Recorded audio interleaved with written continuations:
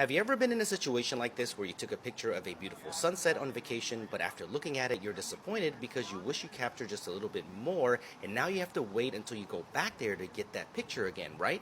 Well, not anymore. With Snapdragon 8 Gen 3 powered devices, we can zoom out and use the onboard generative AI to create that extra landscape, and it does all of that without an internet connection. This is absolutely incredible. What do you think about this? Did this blow your mind?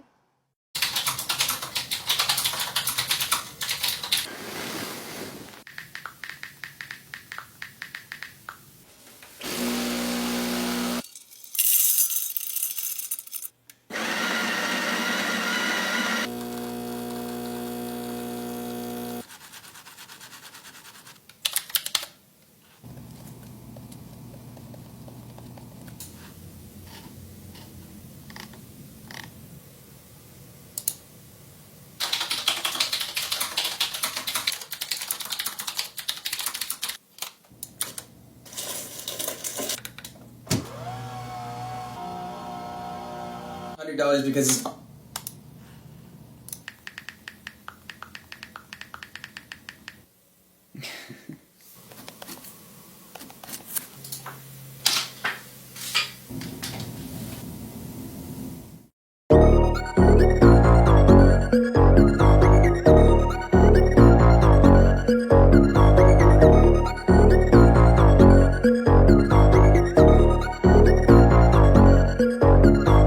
One issue I have with these budget and Samsung phones like the Samsung A54 is, well, the processor is good, but it's just slow and laggy. It's not incredibly slow. It's not incredibly laggy, but it's noticeable because my iPhone 7 is literally running around like the same smoothness level as the Samsung A54. My iPhone XR is way smoother than my Samsung A54, and I don't know why. Well, I do know why. It's because of OS. Samsung really needs to up their game and fix their OS on these low-end budget phones. I don't know why. It's just really lagging. It's leaving like a bad taste in people's mouth, especially mine. How good is the video quality on the Samsung A54, which is a budget-end Samsung phone, but it's the most expensive budget-end Samsung phone that you can buy?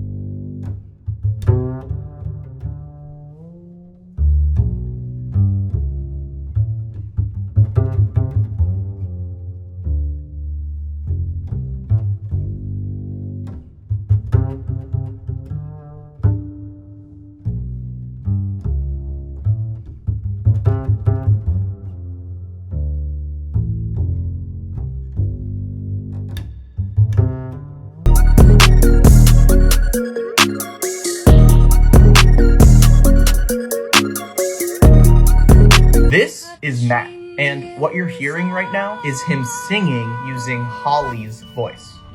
Holly and Matt are Berlin-based artists that are experimenting with machine learning to show what consent looks like for artists in an AI world. What does it mean to be an artist when anybody can create as you? Do you say, nobody should be able to create as me and I'm gonna shut this down? Or do you say, let's acknowledge that this is now a thing and see how far we can take it? Holly and Matt trained an AI on Holly's voice that can sing as well as she can. They call it Holly Plus. She is a kind of digital version of myself. And this is just one of many art projects and experiments that Holly and Matt are working on. Another is an online database that allows artists to search to see if their work is being used by AI and then opt to pull that work from AI training. I think that over time, consenting data will actually be better for artists and individuals and be better for AI, and everyone will want to opt in, but on their own terms. So we're always comparing these to the iPhone, but when it comes to the Android side of things, which one of these three would you put in your pocket first? Is it the King, the Galaxy S23 Ultra, and the S Pen? Or are you going for Google's offering the Pixel 7 Pro with this amazing camera? Or are you just gonna go different and go with the Xiaomi 13 Ultra with this ridiculous camera array and this amazing build? So which one would you go for out of these three? Let me know. out this retro Macintosh charger. This is the 67 watt GAN retro charger from Shargeek. Its design was inspired by the original Macintosh and it looks so good. Normally chargers don't really catch my eye, but this one did, especially because of its LED display that shows matrix rain on idle or shows the output of the watts when you're charging your devices. It's got 3 USB-C ports on it, allowing you to charge all of your devices up to 67 watts. This really is just such a unique little device, but it'll run you $80. Let me know, is the nostalgia worth it? Plenty of books around actually that will explain how it is that moving clocks run slow in Einstein's theory. You only need Pythagoras to do that. I'll give you one specific example just to finish. So at the Large Hadron Collider at CERN in Geneva, it's 27 kilometers in circumference, and we accelerate protons around that ring to 99.999999% the speed of light. Very close to the speed of light. And at that speed, time passes 7,000 times more slowly for the protons than it does for the experimenters on the ground. So that's a 7,000 times time shift into the future, if you like, if you go that close to the speed of light.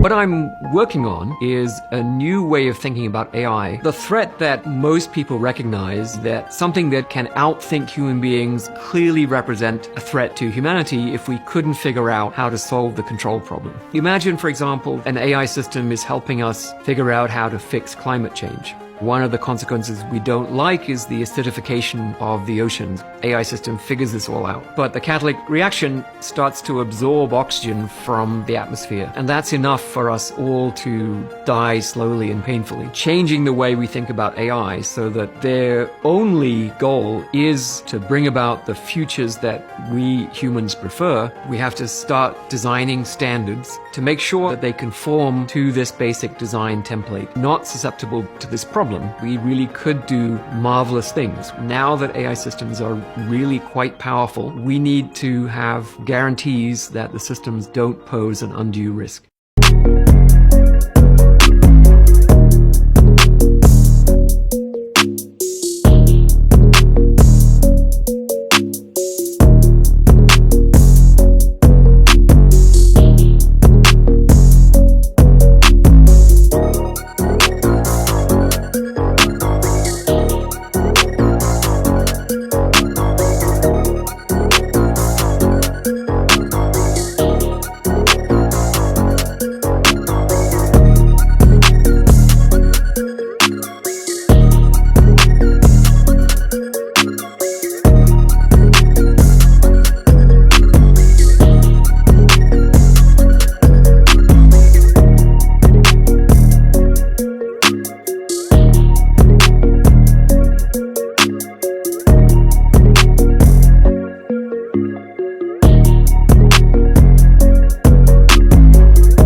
I got to try out some Diablo 4 gameplay powered by NZXT. I recently got the NZXT Player 3 Prime, and with the Server Slam event, I thought this would be a great opportunity to test out Diablo 4. Of course, because of the Player 3 Prime's top tier hardware, I was able to max out all of the settings. This is actually my first time playing Diablo, but there's been a lot of hype around this game, so I was excited to dive in. I was impressed with the cinematics of the cutscenes, and the gameplay was extremely smooth. I had zero issues with performance, the system never even flinched. As a matter of fact, I was sitting comfortably at 150 frames per second without it ever dipping below. It was clear the system wanted to go beyond that, but given the refresh rate of my monitor and the stability that I was getting, I felt like keeping it right where it was. Playing the Server Slam event was a really fun experience, and the NZXT PC handled it like a champ. The Player 3 Prime has been really good to me so far with its 4090 and i9-13900K, but ultimately I'm really excited for Diablo 4 to drop soon so that I can jump back in and get some more gameplay going.